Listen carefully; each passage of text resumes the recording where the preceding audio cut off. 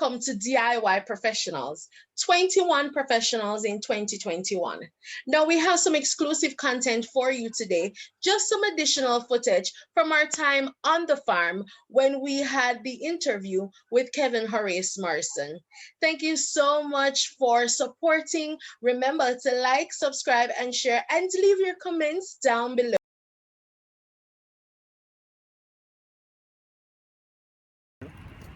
Okay. So we have different produce that just basically coming over this side. But the majority of the cultivation is to this section here. So if you look over to here, you'll be seeing a lot of, we have Scotch bonnet pepper intercropped with red peas. Okay. And all of this going down that mixture that you're seeing over there. To the far corner, we have, you're not going to see it from this view, we'd have to go all the way over there. We have pineapple, along with plantain. Okay. So we have a couple thousand plants of pineapple and plantain over on that side, going down on the slope. And if you look over this plot that we're going down to, on your left hand side, we have string beans intercropped with sweet potato and okra. All right, I hear you use the jargon intercropped. What does that mean now? Well, one of the things we learn in farming is that we have to maximize the land.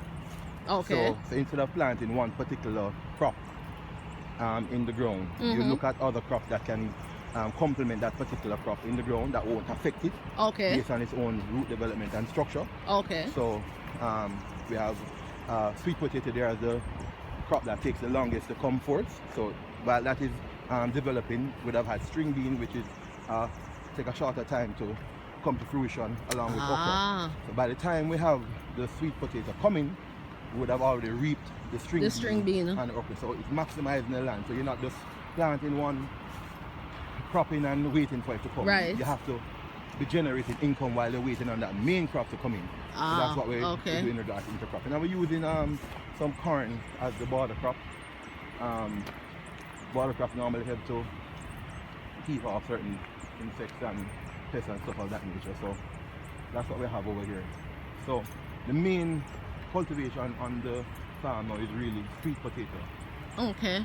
So we have a couple acres of sweet potato currently in. As you can see, this is one of the smaller plots.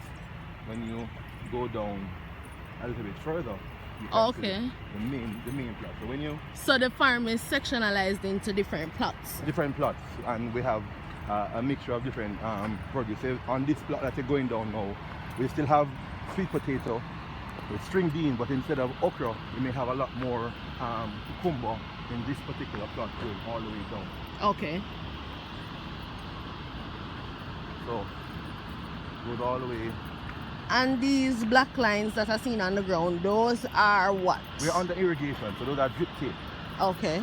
So we don't depend on rainfall solely, so we have an irrigation system in place that we use to water the plant. So behind those tree lines we have another plot. If you're able to walk down to that side, so if you walk, you can always walk the stretch going down. Okay, so how much acres of land is this? The total acreage of land or the total acreage of land in production? We have a total of close to 40 plus acres. But if you notice, we have some trees and stuff in place that it's a part of the forestry reserve. Right. So in regards to production, we have close to 15 acres in production.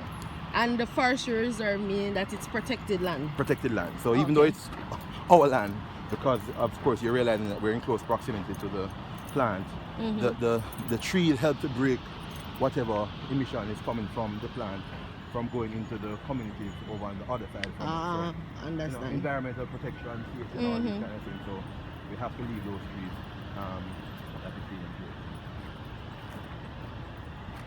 Okay, and then over here, because I'm seeing the irrigation process here, but I'm not seeing any. So this land is currently being prepped to take in some more produce. If you notice, we have irrigation in, we're moving out as much of the stones as we possibly can, just to ensure that the land is properly prepped. So persons were taking out stones, sweeping the stones and taking them out. So this is the next section that is slated to have some produce going in. So we're basically prepping. One of the key things we realize in regards to farming is to ensure that you have proper land preparation. So, you know, sometimes farmers get into problems because they're looking to do a particular produce, but they're not keen sometimes on the kind of land preparation needed, especially for first-time farmers.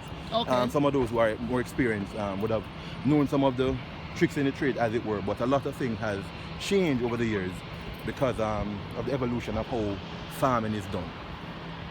But I noticed that this is sloped land, right?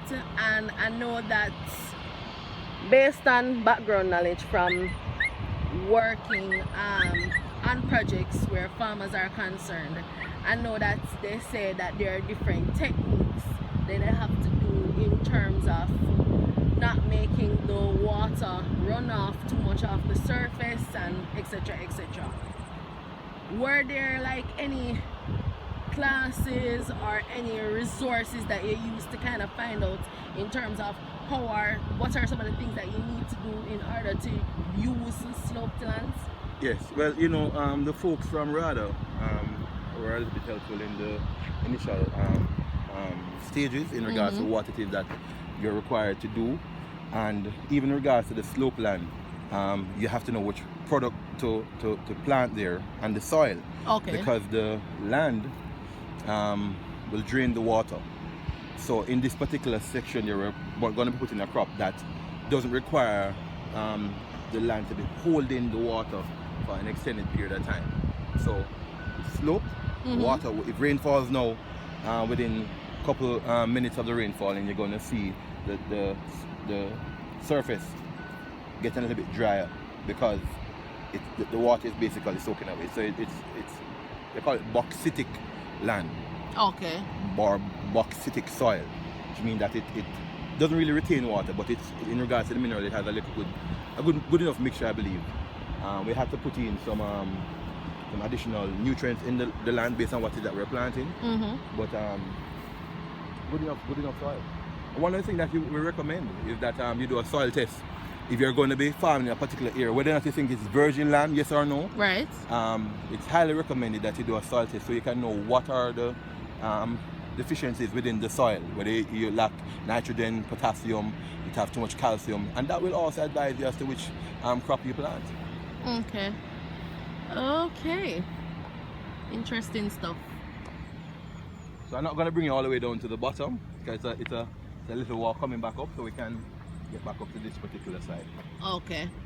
Until next time, this is your DIY professional saying you can do it because it's time to be the best version of you.